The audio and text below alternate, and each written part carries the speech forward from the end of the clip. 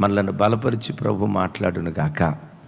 Right, కీర్తనల గ్రంథం చూడండి ఒకసారి. ఈ ఉదయకాలం దేవుడు మనకు అనుగ్రహిస్తున్నటువంటి వాగ్దానం కీర్తనల గ్రంథం 85వ కీర్తన 12వ చరణం. 85:12.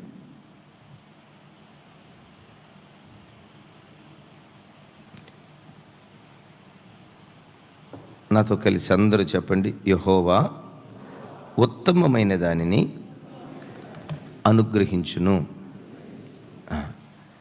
దేవుడి స్థలంలో కీర్తనకర్త భక్తుడు దావీదు గారి ద్వారా మాట్లాడుతూ ఏమంటాడంటే, యెహోవా ఉత్తమమైన దానిని అనుగ్రహించును.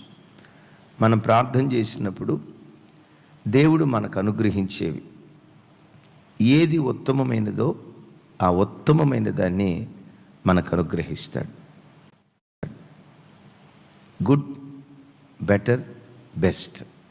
Good, better, best. దేవుడు గుడ్ మనకివ్వడు, బెటర్ మనకివ్వడు, పర్వాలేదులే అనుకున్న దాన్ని మనకివ్వడు. ది బెస్ట్, ఏది ఉత్తమమో ఉత్తమమైన దాన్ని దేవుడు మనకు అనుగ్రహించి దేవుడై ఉన్నాడు. ఎందుకు దేవుడు మనకు ఉత్తమమైన దాన్నే ఇస్తాడంటే, మనం ఆరాధించే దేవునికి పెట్టబడిన పేరు యెహోవా ఉత్తముడని రుచి చూచి తెలుసుకున్నాను అంటాడు. నీవు ఆరాధించే నీ దేవుడు ఎవరై అంటే ఉత్తముడైన దేవుడు, అధముడు కాదు, లేకపోతే మరొక రకమైన వ్యక్తి కాదు. మనం ఆరాధించే దేవుడు ఎవరంటే ఉత్తమమైనటువంటి దేవుడు. ఉత్తముడు ఎలాంటి వాటిని ఇస్తాడు? ఉత్తమమైన వాటినే ఇస్తాడు. మన మందిరానికి వచ్చే ఒక చిన్న బహు పేద స్థితిలో బ్రతికి ఒక కుటుంబం ఉంది. ఆయన టాపీ పని చేస్తాడు, అంటే టాపీ మేస్త్రి కూడా కాదు, హెల్పర్గా. ఆ చెల్లి ఈ ఇంట్లో ఆ ఇంట్లో పని మనిషిగా పనిచేస్తుంది. చాలా పేద కుటుంబం, కానీ మంచి భక్తి కలిగిన కుటుంబం. ఒకరోజు వాళ్ళిద్దరి పిల్లల బర్త్డే. వాళ్ళకు కొత్త బట్టలు వేసి తీసుకొచ్చారు.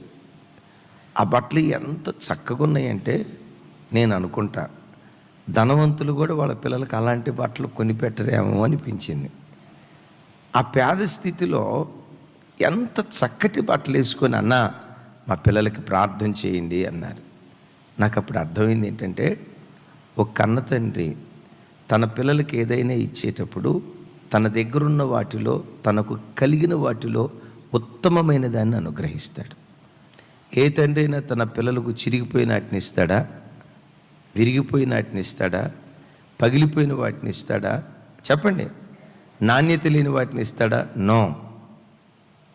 యేసు ప్రభు వారు అంటారు, వారు చెడ్డవారై ఉండగా వారి పిల్లలకు మంచి ఇవ్వులు ఇవ్వాలని ఇష్టపడుతున్నప్పుడు పరలోకపు తండ్రి మరి నిశ్చయంగా ఉత్తమమైన దాన్ని దేవుడు మనకు అనుగ్రహిస్తాడు.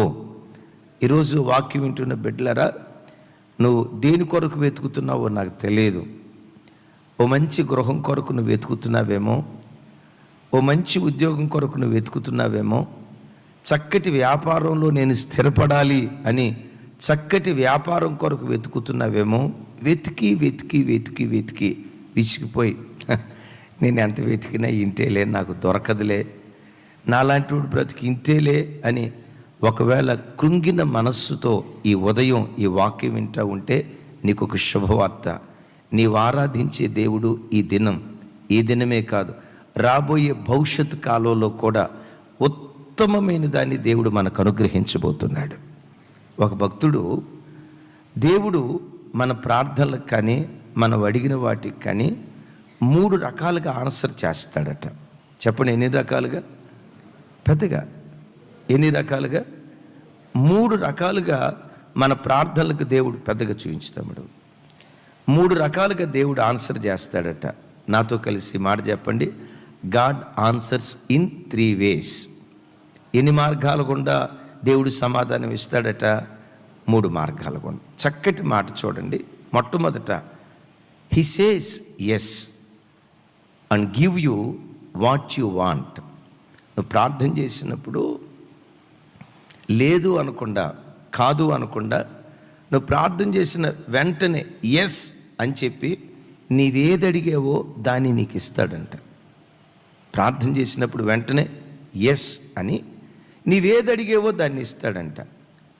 కొన్ని సందర్భాల్లో హి సేస్ నో, నువ్వు అడిగింది నేను నీకివ్వను, ప్రభా నాకు ఇది కావాలా, ప్రభా నాకు ఇది కావాలా అని అంటూ ఉంటే దేవుడు అంటాడు he says no and gives you something better. No అంటాడు కానీ నీవు అడిగిన దానికంటే శ్రేష్టమైన దాన్ని దేవుడు నీకు ఇస్తాడు. Praise the Lord. చూడండి, చిన్నపిల్లోడు ఉన్నాడు, వాడి దగ్గర చాక్లెట్ పెట్టాం, ఆ చాక్లెట్ పక్కన 2000 రూపాయల కాగితం పెట్టాం. చిన్నపిల్లోడు ఏం కోరుకుంటాడు? 2000 రూపాయల. ఎవరు ఆ పిల్లోడు తీసుకురండి అమ్మా. చిన్నపిల్లోడు ఏం కోరుకుంటాడు? కొన్నిసార్లు దేవుణ్ణి మనం అడిగినప్పుడు ప్రార్థనకి దేవుడు నో నేను ఇది ఇవ్వను, నో ఇది ఇవ్వను అంటాడు. నో అంటాడు కానీ ఆ తర్వాత దానికంటే మంచిదాన్ని దేవుడు మనకిస్తాడు. మూడవది, he says wait and gives you the best. విన్నారా? హి సేస్ వెయిట్ అంటే కొన్నిసార్లు ప్రార్థన చేసినప్పుడు ఇంకొంచెం కనిపెట్టు, ఇంకొంచెం ఎదురు చూడు, ఇంకొంచెం సహనంతో ఉండు, ఇంకొంచెం సమయం ప్రార్థన చేయి, వెయిట్ వెయిట్ వెయిట్ అంటాడు. ఎప్పుడైనా దేవుడు ఆలస్యం చేస్తున్నాడు అంటే యేసు నామం పేరిట ది బెస్ట్ దేవుడు మనకు అనుగ్రహిస్తాడు. Praise the Lord. అంటే ఆలస్యం చేశాడు అంటే ఎలాంటి దాన్ని దేవుడు మనకిస్తాడంటే ది బెస్ట్. ఏది? The best. నీ దేవుడు ఎవరంటే ఉత్తమమైనది. నీకు ఏది ఉత్తమమో, గుడ్ కాదు నీ మనకిచ్చేది, బెటర్ కాదు దేవుడు మనకిచ్చేది, ది బెస్ట్. ఏది ఉత్తమమో ఉత్తమమైన దాన్ని దేవుడు మనకు అనుగ్రహిస్తాడు. దేవుడు అనుగ్రహించేది ఎట్లుంటుంది, మనం కోరుకొని బలవంతంగా తెచ్చుకున్నది ఎట్లా ఉంటుంది. 2 మాటలు చెప్తా. ఇద్దరు భక్తులు కూర్చి, భక్తుడైన దావీదు గారు ఉన్నాడు.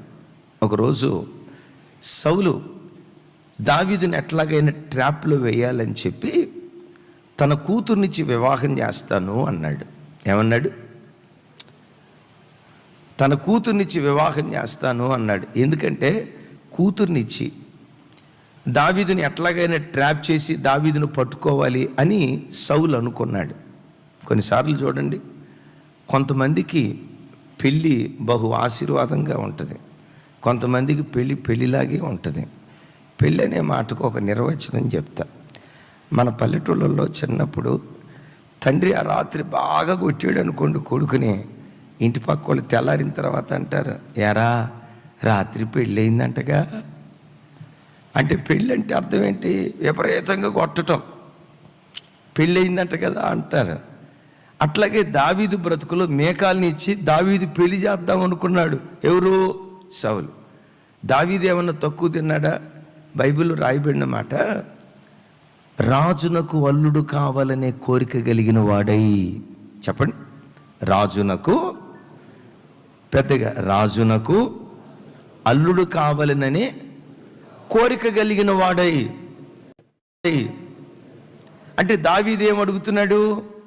దేవా, నేను రాజుకు అల్లుండి కావాలి, నేను రాజుకు అల్లుండి కావాలి, నా కోరిక తీర్చు ప్రభువా, నేను రాజుకు అల్లుండి కావాలి, నేను రాజుకు అల్లుండి కావాలి అంటా ఉంటే దేవుడు నో అనకుండా, దేవుని మనసు ఏంటి?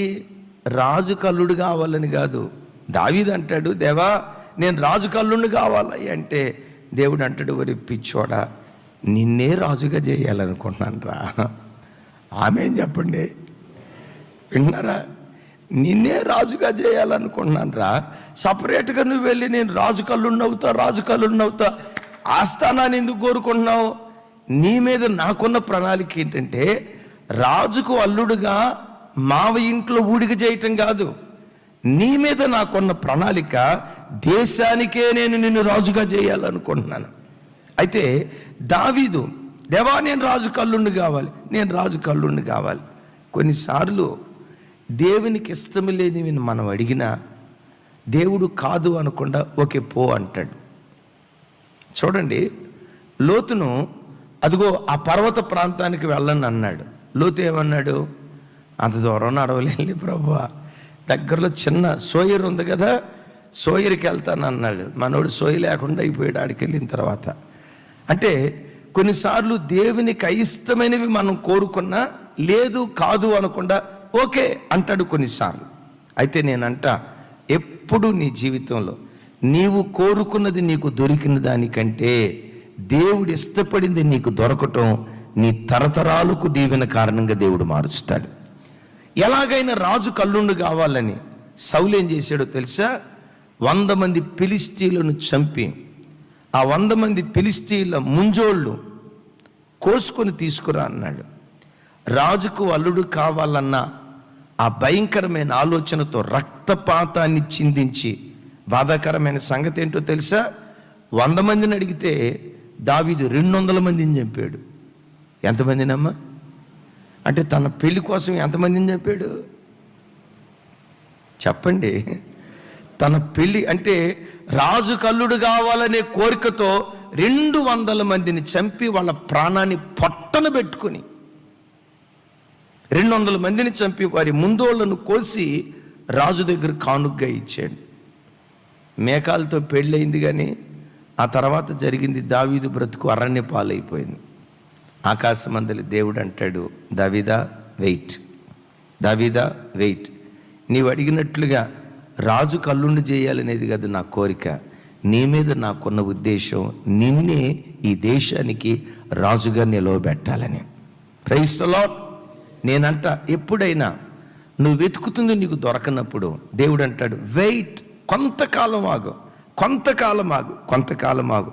నువ్వు అట్లా ఎదురు చూస్తే నీవు అనుకున్న దానికంటే ది బెస్ట్ ప్రభు మనకు అనుగ్రహించును గాక.